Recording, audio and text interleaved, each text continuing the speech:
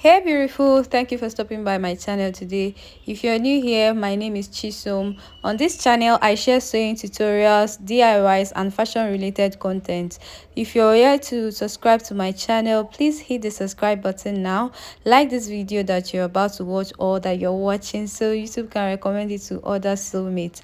Okay, so today we'll be learning how to make this beautiful wrap dress that I am putting on with side frills and a little bit of puff sleeve. If this sounds or if this looks like something you're interested in learning, keep on watching to the end of this video and let's get started.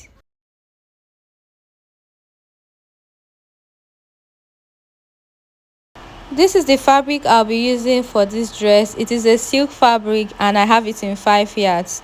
So now we'll be drafting the lower part of the dress first. I'll go ahead and fold my fabric in bias form, okay, like a triangular form.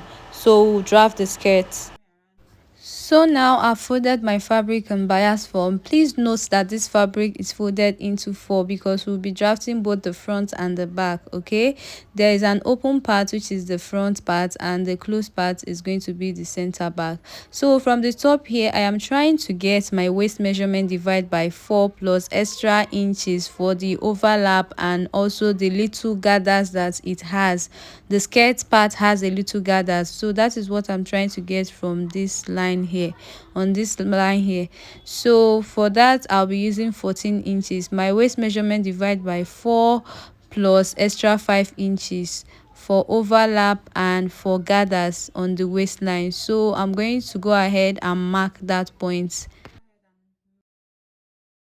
So from this line I have marked here is my waistline. So from the waistline I'll measure the length of the skirt.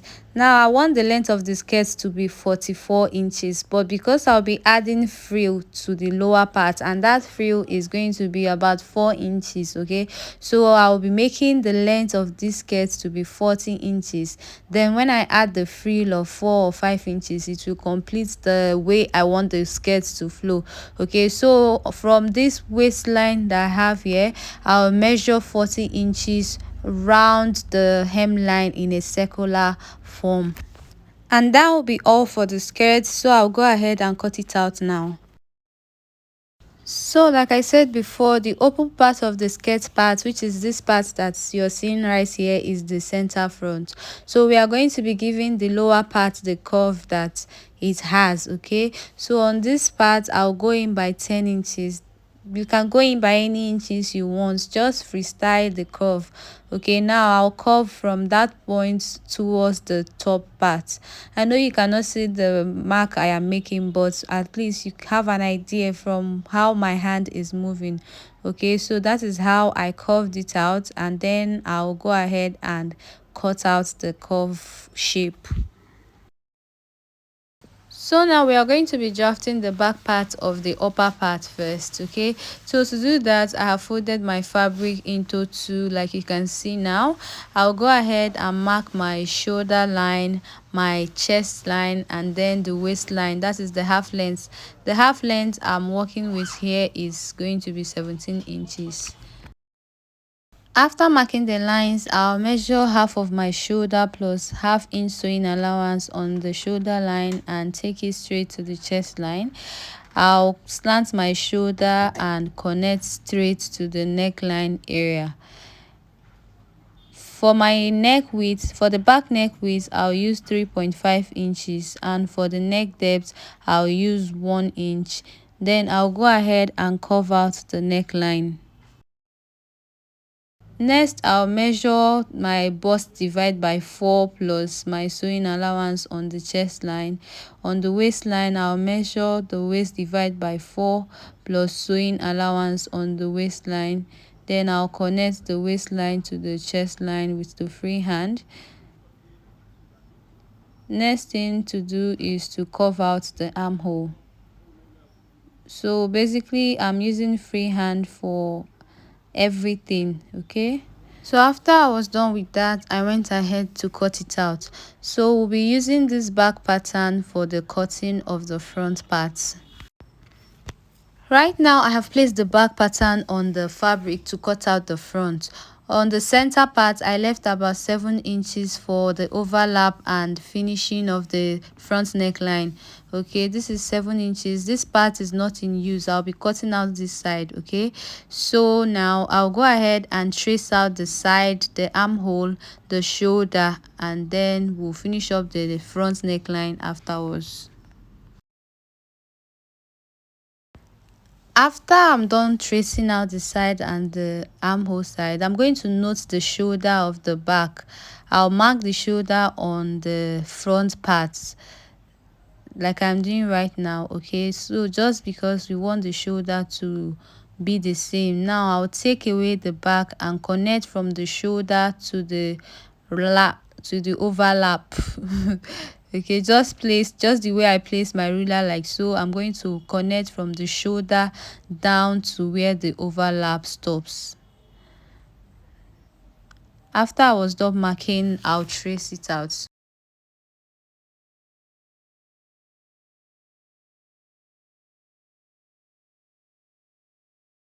So this is what the front pieces look like. The front is now in 2 pieces while the back is one single piece. So this is how the back will stay on the front. Now the next thing I'm going to do is to hem the neckline to finish up the neckline for the front, and for the back I'll use a bias to turn the neckline. Right now, I'm done finishing the neckline area for the 2 front pieces and also the back piece. And with me here, I have prepared the belt I'll be attaching to the front piece, to the front overlap. Okay, the width of this belt is 3 inches, while the length is 40 inches. So the both of them will actually give me 80 inches. So this depends on how you want it. Now the next thing I'll do is to close the side. I'll lay the 2 front pieces on the back piece. I'll match them at the side. Now we are going to be creating an opening on one side of the top for a space where the belt is going to pass through. So to do that, I will sew ½ inch from the lower part and then leave a space of about 1 inch or 1.5 inches so that the belt will be able to pass through the channel. Okay, so just like this, the belt will come out from the opening like this. Okay, so I'll sew ½ inch, leave a space, and then sew all the way to the top. This opening is going to be only on one side, but on the other side I will stitch all the way. Okay, here is the skirt part. I've gone ahead to gather the waistline with the excess inches I added. Okay, now I gathered it, making sure the waistline of the skirt is going to go around the waistline of the top. So that is the volume. The next thing I'm going to do is to measure from the center front of the skirt. I'll measure the parts that I'll be attaching the frill from the top round the hem of the skirt parts all the way to where I want the frill to stop. Okay, so I'll take my measurements all around the part I want to be attaching the frill, and whatever figure I get, I'll use it to cut out the strips I'll be using to make the frill. I'll multiply it by either 2 or 1.5 depending on how much fabric that is left. Okay,